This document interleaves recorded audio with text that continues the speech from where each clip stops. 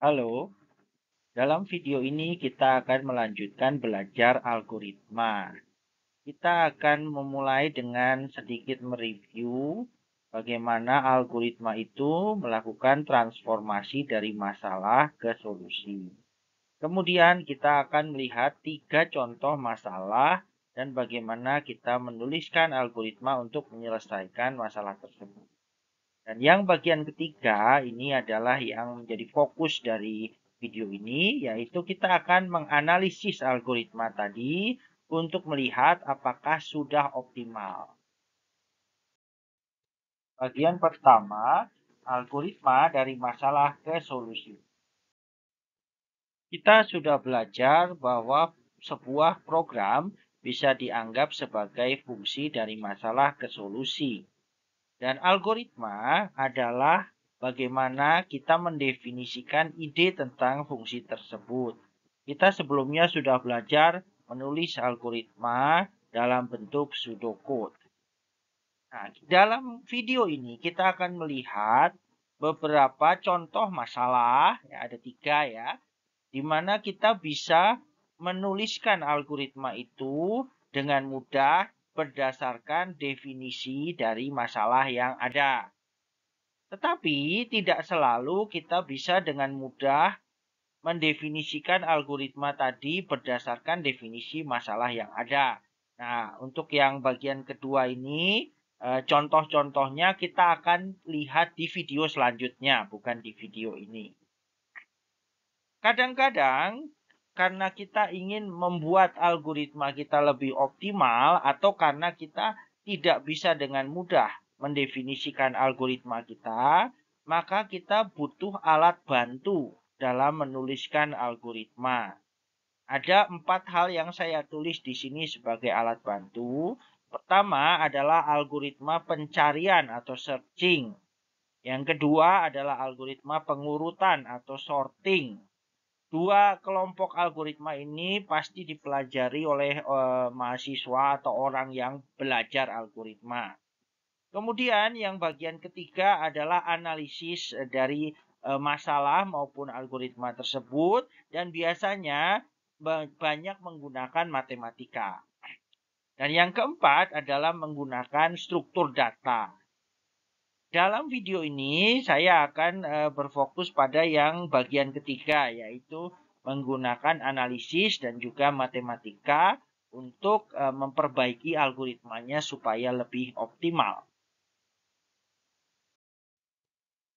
Jika digambarkan dalam bentuk diagram, ide saya tadi kira-kira seperti ini. Jadi kita menulis algoritma atau program itu untuk mentransformasikan masalah menjadi solusi. Kadang-kadang untuk menulis algoritma atau program itu tidak begitu mudah kalau kita langsung mentransformasikan dari masalah. Maka kita membutuhkan alat bantu supaya masalahnya ini bisa ditransformasikan menjadi solusi dalam bentuk algoritma.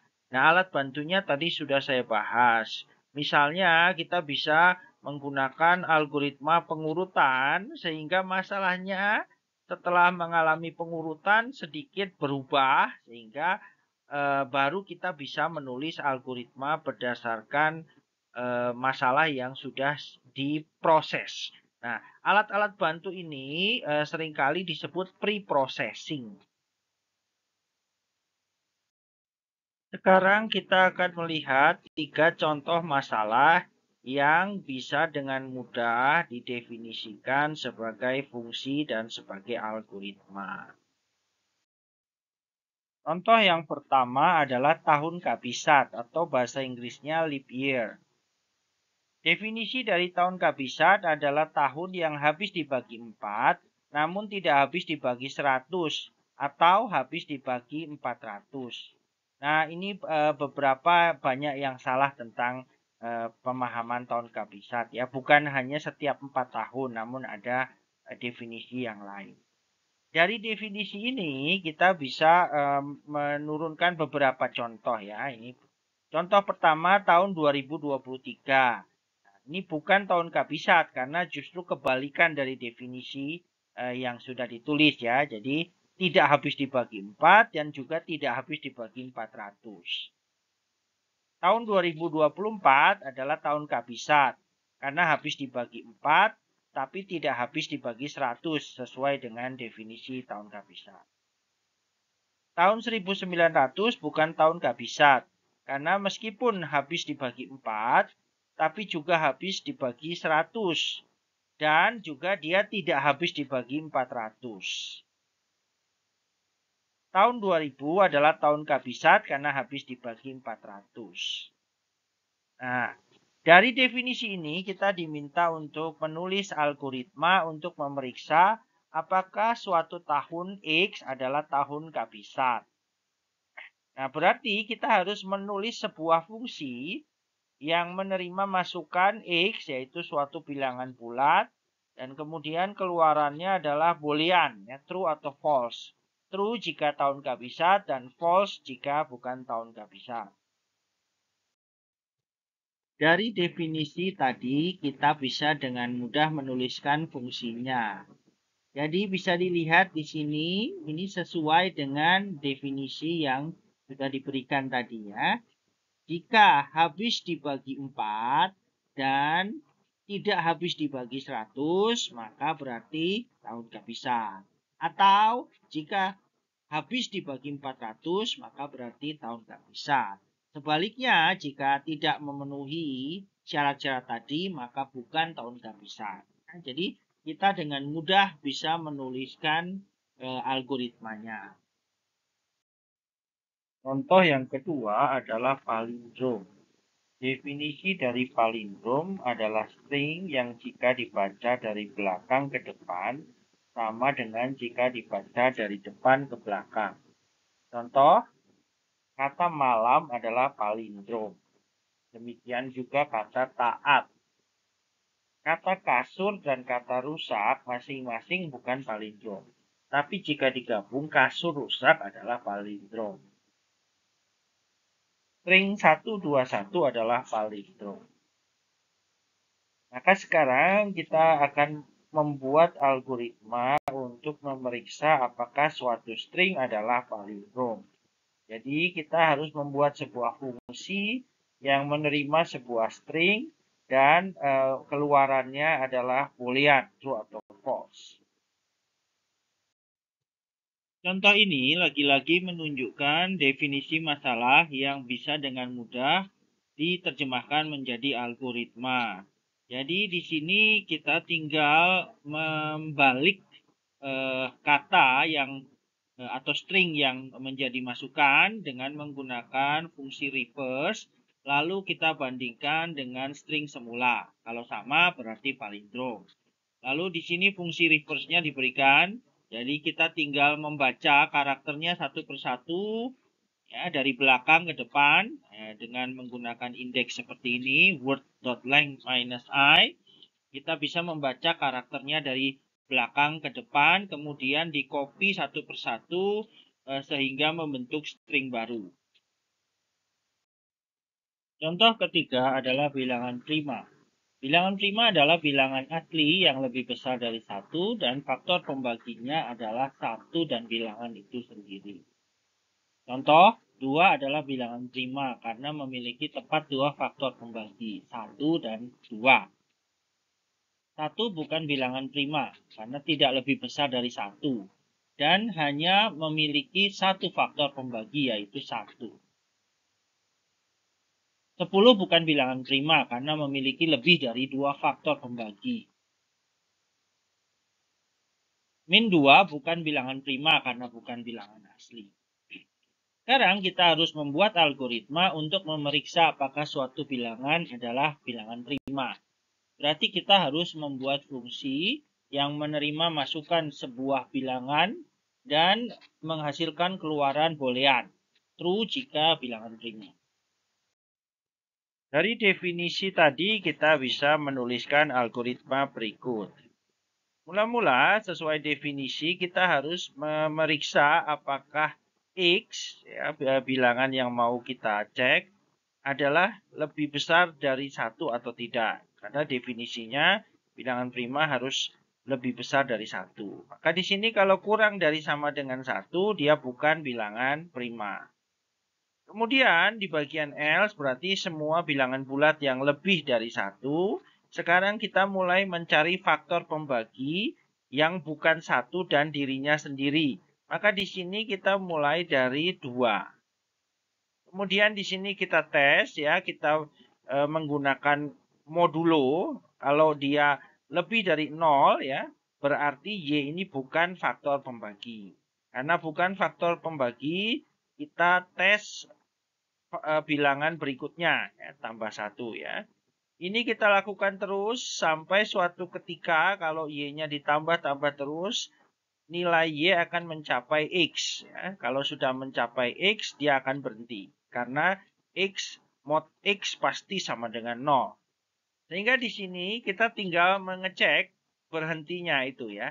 Kalau berhentinya pada saat Y-nya sama dengan X, berarti dia tidak memiliki faktor selain 1 dan dirinya sendiri. Tapi kalau Y-nya ini berwaktu berhenti bukan X, berarti dia memiliki faktor lain selain 1 dan dirinya sendiri. Jadi ini adalah algoritma menguji bilangan prima sesuai dengan definisi tadi.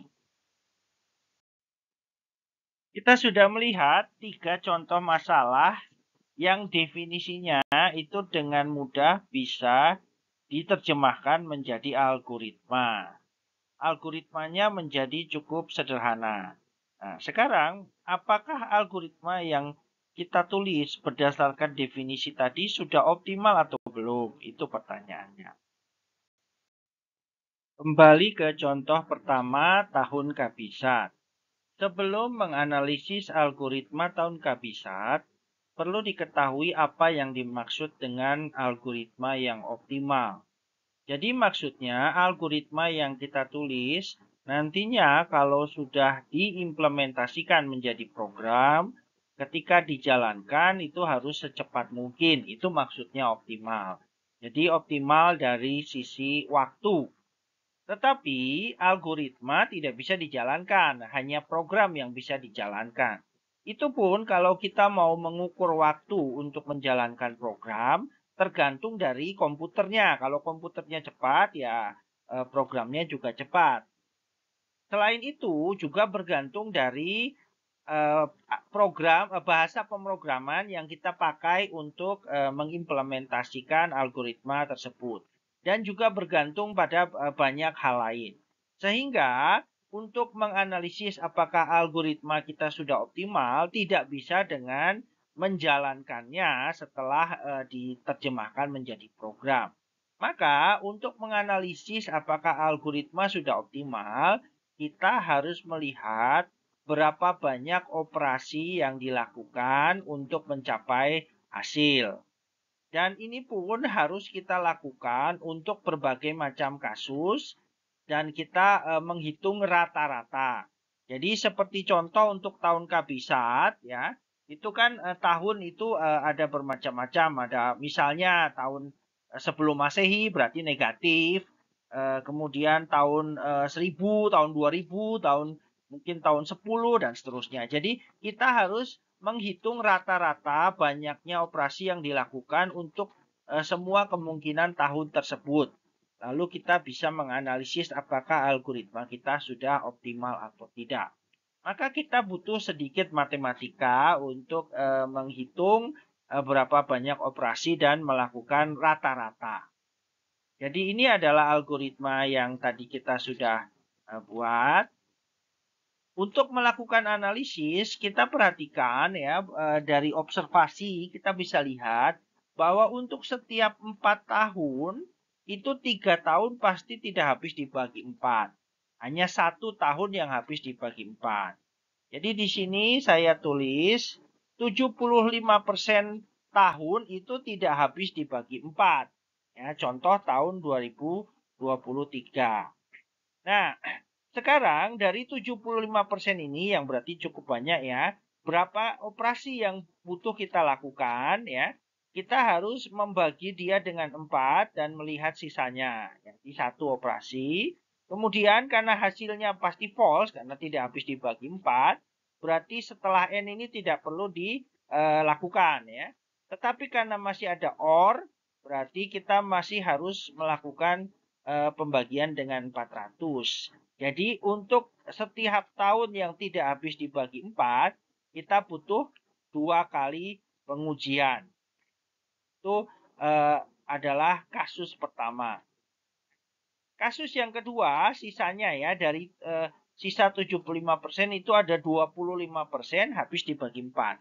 Nah, dari 25% yang habis dibagi 4, itu 24% itu habis dibagi 4, tetapi tidak habis dibagi 100. Kita ingin lihat berapa operasi pengujian yang dilakukan, ya. Jadi contohnya ini tahun 2024, ini habis dibagi 4, tapi tidak habis dibagi 100. Jadi kita akan tes dulu apakah dia habis dibagi 4, ya, 1 kali pengujian. Karena true, maka kita lanjut dengan yang ini, ya, apakah habis dibagi 100. Dan karena tidak habis dibagi 100 berarti true juga, ya. True and true, hasilnya true. Maka bagian kedua dari OR tidak perlu dilakukan karena sudah true, ya.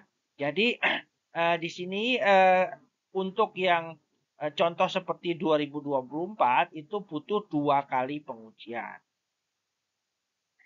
Kemudian kasus yang ketiga itu ya sisanya lagi, ya. Sudah 75% dan 24%, berarti sisanya tinggal 1%. Nah, 1% sisanya itu 0,75% habis dibagi 100, tapi tidak habis dibagi 400. Contoh tahun 1900. Dan 0,25% habis dibagi 400. Contoh tahun 2000. Untuk kedua kasus terakhir ini, semua operasi di sini harus dilakukan. Jadi, tiga-tiganya harus dilakukan, berarti butuh 3 kali pengujian. Jadi dari sini, kita bisa merata-ratakan berapa kali operasi yang perlu dilakukan. Jadi, untuk yang 75% butuh 2 kali, 24% juga butuh 2 kali, lalu yang 0,75% dan 0,25% butuh 3 kali. Sehingga rata-rata operasi yang perlu dilakukan itu sebanyak 2,01 kali pengujian. Ini contoh kita menganalisis algoritma. Apakah ini sudah optimal? Belum. Mengapa belum? Karena di sini kita bisa lihat, contoh yang pertama ini 75% kan, 75% itu yang paling besar, ya. Habis dibagi 4, tapi butuh 2 kali pengujian. Kenapa? Karena setelah dibagi 4, dia juga masih dibagi 400. Padahal sudah jelas kalau tidak habis dibagi 4, pasti tidak habis dibagi 400. Jadi yang operasi kedua ini sebenarnya tidak perlu dilakukan. Jadi ini masih bisa dibuat lebih optimal harusnya, ya. Harusnya bisa kurang dari 2,01 kali pengujian. Dari ide tadi, kita bisa menulis ulang algoritma tahun kehabisan kita sehingga lebih optimal. Jadi pertama, kita ingin membuat tahun yang tidak habis dibagi 4 itu hanya diuji 1 kali, ya. Jadi kita melihat di sini dengan menggunakan if, kalau year mod 4 itu lebih dari 0, berarti tidak habis dibagi 4, langsung return false, tidak perlu dibagi 400. Nah, ini akan membuat 75% dari semua kasus yang kita uji itu hanya butuh 1 kali pengujian. Kemudian kalau dia habis dibagi 4, maka kita perlu cek dengan dibagi 100. Ya. Kalau dibagi 100, sisanya itu lebih dari 0, maka dia return true. Ini akan membuat 24% dari yang tadi yang habis dibagi 4 itu sekarang butuh 2 kali pengujian, ya. Jadi kita bisa lihat di algoritmanya baris 1, baris 2 berarti 2 kali diuji. Dan sisanya itu butuh 3 kali pengujian. Jadi sisanya itu berarti habis dibagi 4 dan habis dibagi 100. Maka kita perlu bagi 400 sekarang. Dan itu adalah 1% sisanya, ya, yang terdiri atas 2 kasus. 0,75% itu habis dibagi 100 tapi tidak habis dibagi 400. Dan 0,25% habis dibagi 400. Nah, dua kasus ini butuh 3 kali pengujian. Maka sekarang rata-ratanya menjadi lebih baik, ya. Bisa kita lihat di sini, karena yang 75% hanya 1 kali pengujian, maka rata-rata hanya butuh 1,26 kali pengujian. Berarti 60% waktu yang dibutuhkan dibandingkan algoritma kita yang pertama. Berarti kita sudah membuat algoritma kita lebih optimal. Nah, algoritma yang kita tulis di sini yang terdiri atas 3 baris itu sebenarnya bisa disingkat jadi hanya 1 baris seperti ini. Tapi maknanya sama. Berikutnya kita lihat lagi contoh yang kedua, palindrom. Nah, untuk palindrom kita akan melakukan analisis dengan melihat contoh kasus kombinasi semua string sepanjang 0 sampai 4 karakter, di mana karakternya itu hanya A atau B. Jadi total ada 31 string yang akan kita uji. Nah, untuk setiap string ini, maka dari algoritma yang diberikan di sebelah kiri, kita akan melakukan pengujian 2 kali. Jadi di sini dibandingkan word dengan reverse word. Di mana pengujian yang di sini kita akan menguji setiap karakter satu persatu sampai ada karakter yang berbeda. Kalau karakternya sama semua berarti semua karakter akan diuji. Kemudian di sini juga akan diuji indeks I, ya, sampai karakter terakhir.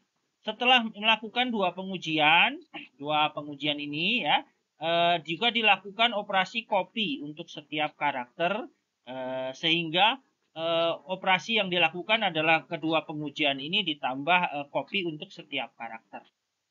Maka pengujian dan copy yang dilakukan bisa kita lihat di sini berapa banyak operasinya, 284 kali untuk 31 string yang kita gunakan sebagai kasus pengujian.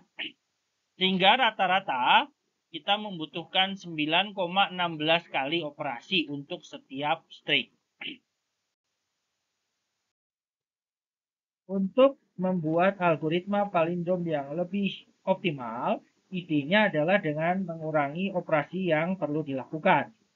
Operasi yang bisa dibuang dari algoritma sebelumnya adalah copy. Jadi ketika kita membandingkan karakter dari depan ke belakang dan dari belakang ke depan, kita tidak perlu mengcopy karakter tersebut satu persatu ke string lain. Kita bisa menggunakan string yang sama.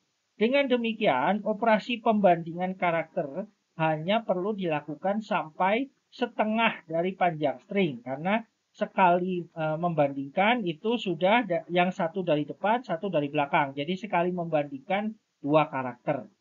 Nah, observasi lain adalah untuk string yang panjangnya kurang dari 2, tidak perlu kita menguji karakternya karena sudah pasti palindrom.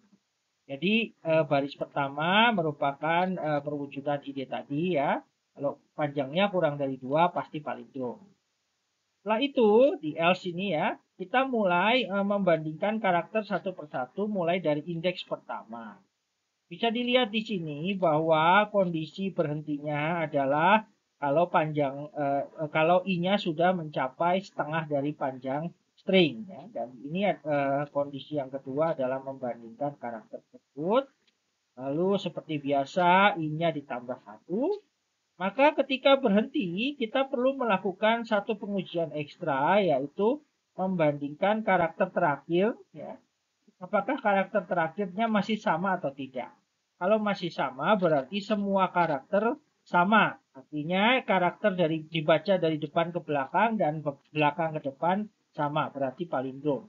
Tapi kalau karakter I pada saat berhenti dari loop ini tidak sama, berarti karakter terakhir yang dibaca sudah berbeda dengan karakter yang dari belakang, berarti bukan palindrom. Dengan demikian, kalau kita gunakan test case yang sama, 31 string yang tadi sudah kita pakai, kita lihat pengujiannya. Nah, bisa dilihat di sini, total pengujian yang dilakukan 141 kali karena tidak perlu copy ya. Jadi kira-kira setengah dari yang operasi sebelumnya. Sehingga rata-ratanya juga 4,55 setengah dari rata-rata operasi pada algoritma sebelumnya yang 9,16. Maka algoritma ini menjadi lebih optimal. Sekarang kita lihat lagi contoh ketiga bilangan prima. Untuk bilangan prima, kita akan menggunakan test case semua bilangan bulat dari 1 sampai 100. Untuk 1, maka kita hanya perlu melakukan 1 kali pengujian, yaitu di baris pertama, langsung return false. Kemudian untuk semua bilangan genap, ya, bilangan genap antara 1 sampai 100 ada 50 bilangan genap. Untuk semua bilangan genap, maka perlu dites 1 kali di baris pertama. Kemudian karena lebih dari 1, maka masuk ke else baris kedua. Kemudian baris ketiga, baris keempat. Nah, baris keempat ini adalah while loop. Karena bilangan genap itu habis dibagi 2, maka cukup dites 1 kali di baris keempat. Langsung lanjut ke baris ke-6, di mana di situ dites 1 kali lagi. Jadi semua bilangan genap ada 50 ya, itu dites 3 kali masing-masing, itu dites 3 kali. Untuk bilangan kelipatan 3 yang bukan genap, kalau yang genap tadi sudah masuk yang 50 ini ya, ada 17 bilangan kelipatan 3 yang bukan genap. Dan masing-masing perlu dites 4 kali. Mengapa? Karena 1 kali ada di baris pertama, lalu baris keempatnya 2 kali karena tidak habis dibagi 2 tapi habis dibagi 3, berarti Y-nya ditambah 1 kali. Kemudian seperti biasa di baris ke-6 itu 1 kali, jadi ada 4 kali pengujian. Untuk bilangan kelipatan 5 yang bukan genap dan bukan kelipatan 3 itu ada 7 bilangan dalam range 1 sampai 100 ya. Dan masing-masing dites 6 kali ya. Kenapa? Karena 1 kali di baris pertama, lalu di baris keempat itu ada 4 kali ya. Dites dibagi 2, dibagi 3, dibagi 4, dan dibagi 5 ya. Jadi ada 4 kali. Kemudian di baris ke-6 1 kali. Jadi masing-masing ada 6 pengujian. Kemudian bilangan kelipatan 7 yang bukan kelipatan 5, 3, atau 2. Ini ada 4 bilangan. Masing-masing dites 8 kali ya. Sama seperti tadi ya. Akan dibagi 2, dibagi 3, dibagi 4, dibagi 5, dibagi 6, dan dibagi 7. Jadi while loop-nya akan ada 6 kali ya. Kemudian 1 kali di baris pertama dan 1 kali di baris ke-6. Dan sisanya ada 21 bilangan prima. Masing-masing bilangan prima ini akan dites sebanyak bilangan tersebut ditambah 1 ya. Jadi dia akan dites 1 kali di baris 1, kemudian akan dibagi di baris 4 itu ya akan dites n-1 kali. Jadi kalau bilangannya n, dia akan dites n-1 kali mulai dari 2 sampai n ya. Dan terakhir dia akan dites juga di baris ke-6. Jadi semakin besar bilangannya, pengujiannya akan semakin banyak. Maka kita bisa lihat di sini bilangan prima paling besar yang dalam range 1 sampai 100 adalah 97. Dan untuk bilangan 97 di sini harus dites sebanyak 98 kali ya. Jadi di sini yang tidak optimal ya.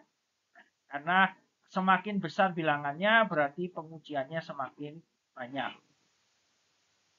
Sehingga total kita bisa lihat ya, kita jumlahkan ya. Di sini kelihatan ya tidak optimal 1064 untuk semua bilangan prima.